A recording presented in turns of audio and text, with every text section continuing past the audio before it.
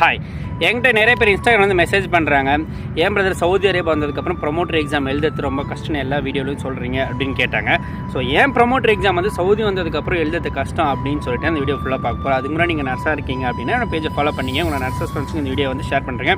இப்போ அவங்க வீடியோ கொடுக்கலாம். இந்த பிரச்சனை உங்களுக்கு எங்கே ஸ்டார்ட் ஆகுனா, நீங்கள் வந்து ஏஜென்ட் வந்து ப்ராசஸ் ஸ்டார்ட் பண்ணுவீங்களா, அப்பயே ஸ்டார்ட் ஆகும். உங்கள் ஏஜென்ட் வந்து என்ன பண்ணுவாங்கன்னா, நீங்கள் எக்ஸாம் எழுதாத சவுதி போகிறீங்கன்னா அவங்களுக்கு வந்து 2 months 3 months வந்து ப்ராசஸ் வந்து கம்மியாகும். சீக்கிரமாக அவங்களை சென்ட் பண்ண பார்ப்பாங்க. ஸோ அவங்களுக்கு சீக்கிரமாக சர்வீஸ் சார்ஜ் நீங்கள் கொடுக்குற மாதிரி இருக்கும். அவங்களுக்கு அமௌண்ட் சீக்கிரமாக வரும். ஃபஸ்ட்டு நீங்கள் வந்து ப்ரொமோட்டர் எக்ஸாம் எழுதாதே வந்து சவுதி அரேபியா வந்துட்டீங்க அப்படின்னா, இங்கே வந்ததுக்கப்புறமா உங்களுக்கு டியூட்டி டைமிங்ஸ் வந்து 12 hours டியூட்டி இருக்கும். ஹாஸ்பிட்டல்லையும் சரி, ரீஹேபிடேஷன் சென்டர்லையும் சரி 12 hours டியூட்டி இருக்கும்.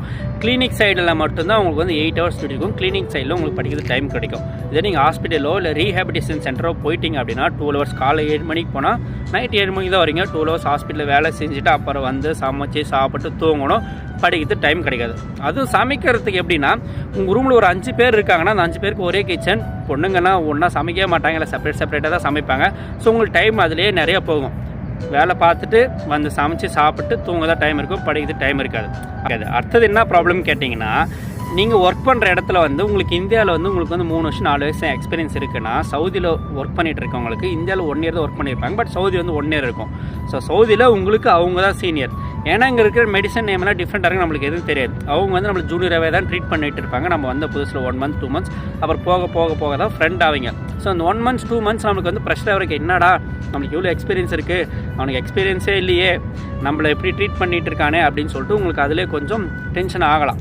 ஸோ சவுதி வந்ததுக்கப்புறமா நம்ம டியூட்டி டைமிங் பிரச்சனையாக இருக்கும், சமைச்சு சாப்பிட்றது பிரச்சனையாக இருக்கும், ஒர்க் பண்ணுற இடத்துல சீனியர் ஜூனியர் அவங்களுக்கு பிடிக்காது இவங்களுக்கு பிடிக்காது அப்படின்னு சொல்லிட்டு அந்த பிரச்சனையும் வரும்.